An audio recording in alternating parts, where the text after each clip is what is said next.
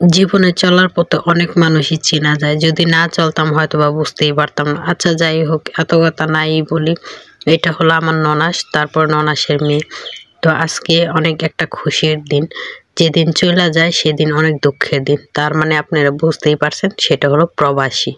ঠিক আছে, প্রবাসীরা যখন আসে তখন অনেক খুশি আনন্দ, আর যখন চলে যায় তখন অনেক কান্নাকাটি সবাই করে।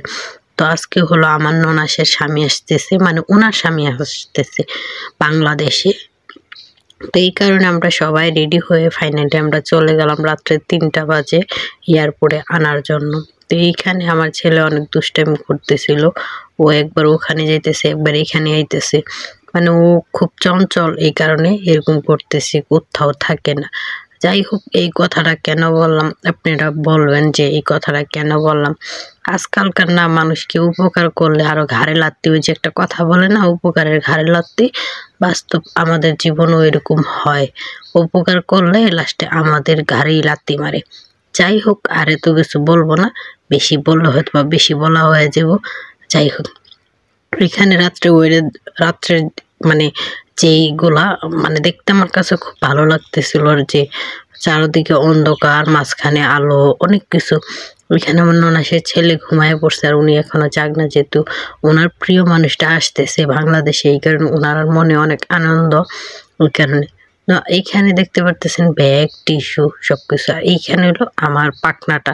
তো আমি পিছনে বসাচ্ছিলাম, আমি সামনে এসে পড়ছি, কেননা পিছনে আমার ছেলে বসতে দিতেছে না। এই কারণে ভাবলাম যে আমি সামনেই চলে আসি, ওই কারণে আমি সামনে চলে আসতেছিলাম। তো এইখানে আমরা মা ছেলে মিলে একটু দুষ্টুমি করতেছিলাম, আর আমার ছেলের প্রচুর পরিমাণে ঠান্ডা লাগছিল।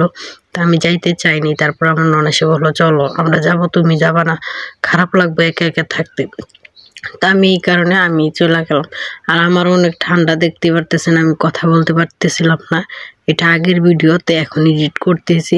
আর আমার অনেক ঠান্ডা প্রচুর পরিমাণে, লেগে আমি কথা কইতে পারি না, আমার কথা মানে আটকায় পড়ে।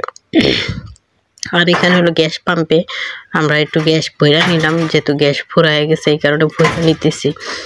আর এখন হলো মূল কথায় আসি। তো আমাদের ওইখানে ওনার নামার কথা ছিল 2টা বাজে, তো 2টার উপরে হয়ে গেছে 3টা, উনি এখনো নামতে পারেনি। তো আমরা অনেকটা টেনশন করতেছিলাম, আল্লাহ কি হয় না হয়। তারপরেও কি আমরা যাইতেইছিলাম, এখানে গ্যাস ভরা শেষ হলো, তারপরে ফাইনালি চলে গেলাম। আর আমার রাত্রের দেখতে খুব ভালো লাগে, রাত্রে ঘোরাফেরা আমার কাছে খুব পছন্দ। আমার বিয়ে হওয়ার পরে আমি সাজেদের বাবাকে রাত্রে বেশিরভাগ ও আমাকে নিয়ে ঘুরতে যায়, রাত্রে বেশিরভাগ নিয়ে আমাকে ওইখানে এইখানে সেখানে নিয়ে যায়। আমার রাত্রের জিনিসটা খুব ভালো লাগে। আর আমার সোনার জুতাগুলা খুব সুন্দর, ওর বাবাকে গিফট করছে এই জুতাগুলা। আর এখানে দেখেন ফাইনালি আমরা এয়ারপোর্ট আইসেই পড়ছি। আর এয়ারপোর্টে আমি এর আগে একবার আসছিলাম ওনাকে নেওয়ার জন্যই, আরও 3 বছর আগে, আবার 3 বছর পরে এই যে এখন আসলাম। আর এখানে অনেকগুলো মেয়ে দাঁড়ায় রয়েছে, তো আমি সাজিদের বাবাকে বলছিলাম যে এই মেয়েগুলো কেন দাঁড়ায় রয়েছে, বলে আমি জানি না। তো এইখান দিয়ে ঢুকে নাকি জানি না, এখানে আসে কিনা তাও জানি না, মানে আমি তো কোনোদিন আসি না, আর কোনোদিন আমি জানিও না এখানে কি করে না করে। তো সাজিদের বাবা দেখলাম এখানে। তো এখানে অনেকক্ষণ দাঁড়ায় থাকতে থাকতে সেই প্রিয় মানুষটা আসার অপেক্ষাতে সবাই এখানে দাঁড়ায় রয়েছে। আমিও দাঁড়ায় রয়েছি প্রিয় মানুষটাকে দেখার জন্য, আমার না, আমার ননাসের প্রিয় মানুষটাকে দেখার জন্য দাঁড়ায় রয়েছি।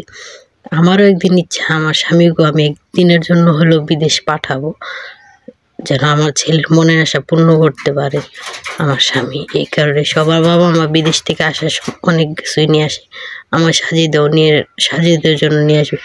ফাইনালি যাই হোক, ওনাদের খুশির অবসর শেষ হইল, সেই পড়ছে উনি, এই যে দেখতেই পারতেছেন ওনার ছেলে যাইব একটু পরে, যায় তো বাবাকে জড়াই ধরবো।